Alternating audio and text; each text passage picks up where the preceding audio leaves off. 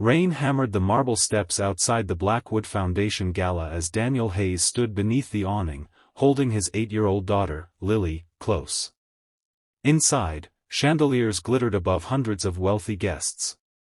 Waiters moved through the ballroom carrying silver trays, expensive music filled the air, and powerful people laughed as though the world outside didn't exist. Daniel looked completely out of place.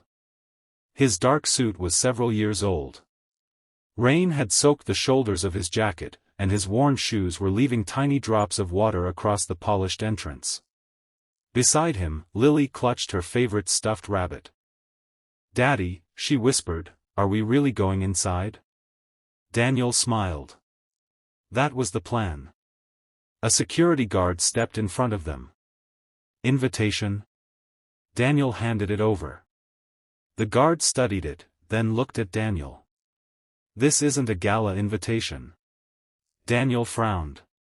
"It says Blackwood Foundation Children's Initiative. That event was earlier." "I know. We were asked to stay for the evening." The guard shook his head. "You need to leave." Daniel glanced toward the ballroom. "My daughter was invited."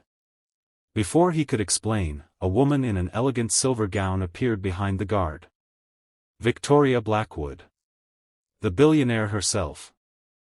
She was known for owning half a dozen companies, funding hospitals, and appearing on magazine covers as one of the most powerful women in the country. Her eyes moved from Daniel to Lily. "Mr. Hayes," she said coldly, "this is a private event." Daniel nodded politely. "I understand. Then why are you still here?" Lily was excited. "I didn't want to disappoint her." Victoria looked at the little girl. For a moment, something softened in her expression. Then her assistant leaned toward her and whispered something. Victoria's expression immediately changed. "I'm sorry," she said. "But you need to leave." Daniel looked at Lily. She lowered her head. Daniel's heart sank. "Come on, sweetheart." They turned toward the rain. But Lily suddenly looked back at Victoria. "You're the lady from the hospital." Victoria froze. "What?" Lily pointed toward her. "I saw your picture." Victoria stared at her. "You're Charlotte's mom." The color drained from Victoria's face. "My daughter is perfectly fine." Lily shook her head. "No, she isn't." Daniel immediately crouched beside his daughter. "Lily, that's enough." "But Daddy." "Let's go." He stood and gently took her hand. Victoria watched them walk away. Something about Lily's words disturbed her. Nobody outside her family knew about Charlotte's recent medical problems. Victoria had spent months keeping the details private. She told herself the little girl must have heard something from someone else. Then a scream came from inside the ballroom. "Charlotte!" Victoria spun around. Her 12-year-old daughter had collapsed near the staircase. Guests rushed toward her. Someone knocked over a glass.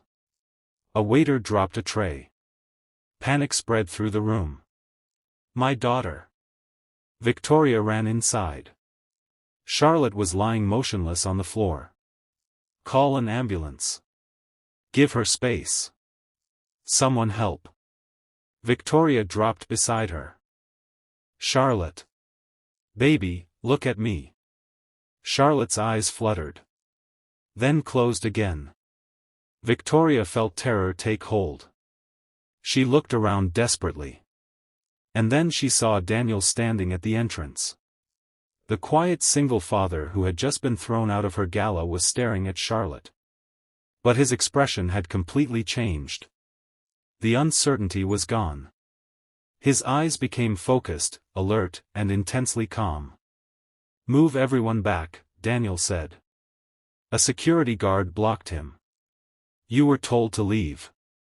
Daniel's voice hardened. "She needs medical attention. Now." The guard hesitated. Daniel stepped forward. "Her airway could be compromised." Give her room. Victoria looked up. How do you know? Daniel didn't answer. He was already kneeling beside Charlotte. He checked her breathing and pulse, then looked toward the nearby dessert table. Did she eat anything? Victoria swallowed. Dessert. Anything with nuts? Victoria's face went pale. Charlotte is allergic to peanuts. Daniel's eyes narrowed. Where is her emergency medication? In my purse. Get it. Victoria scrambled to her feet. For the first time in years, the billionaire who could command an entire room was following someone else's orders. And that someone was the man she had just thrown out into the rain. The ambulance arrived within minutes, and the paramedics rushed into the ballroom. Daniel stepped aside, but he didn't leave. He watched carefully as they stabilized Charlotte and prepared to take her to the hospital. Victoria climbed into the ambulance beside her daughter. Before the doors closed, she looked at Daniel. Please come with us. Daniel hesitated. His daughter Lily was standing beside him. I can't leave Lily alone. Victoria immediately understood. I'll arrange a car. Both of you come. Daniel nodded. At the hospital, the doctors took Charlotte into an emergency room. Victoria paced outside. For the first time in her life, money couldn't make the waiting easier. Daniel sat quietly beside Lily. After nearly 2 hours, a doctor finally came out. She's stable. Victoria nearly collapsed with relief. The quick response made a major difference, the doctor explained. She's going to be okay. Victoria closed her eyes. Thank God. Then she turned toward Daniel. You saved her. Daniel shook his head. The paramedics and doctors saved her. I just recognized what was happening. That isn't what I saw. Daniel said nothing. Victoria studied him. There was something about the way you reacted. Daniel looked away. I've had training. What kind? He remained silent for several seconds. Then he finally said, military. Victoria waited. Special operations. Her eyes widened. You were a Navy SEAL? Daniel nodded once. Victoria stared at him.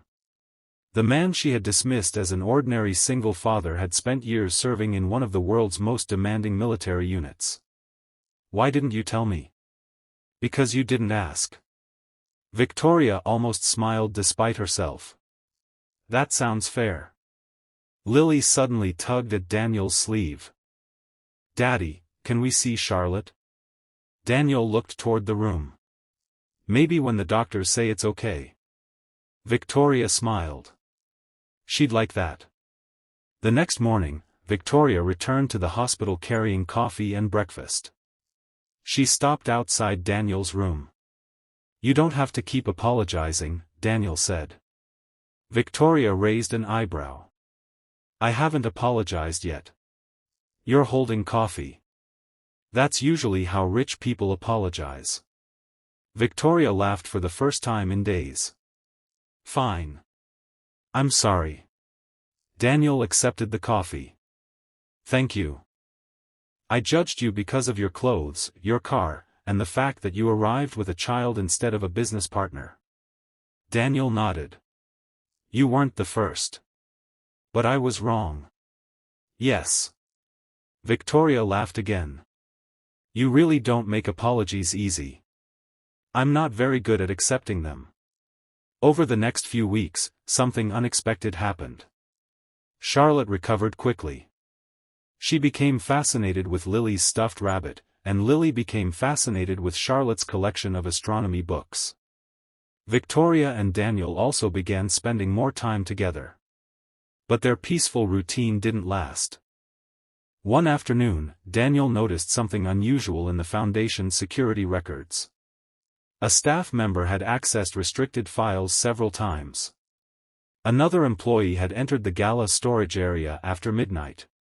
Daniel quietly reviewed the footage. There was a pattern.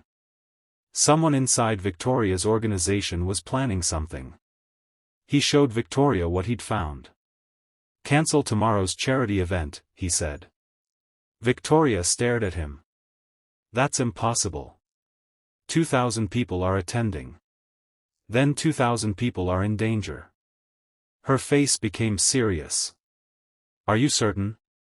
Daniel nodded. "I've been watching this for 3 days."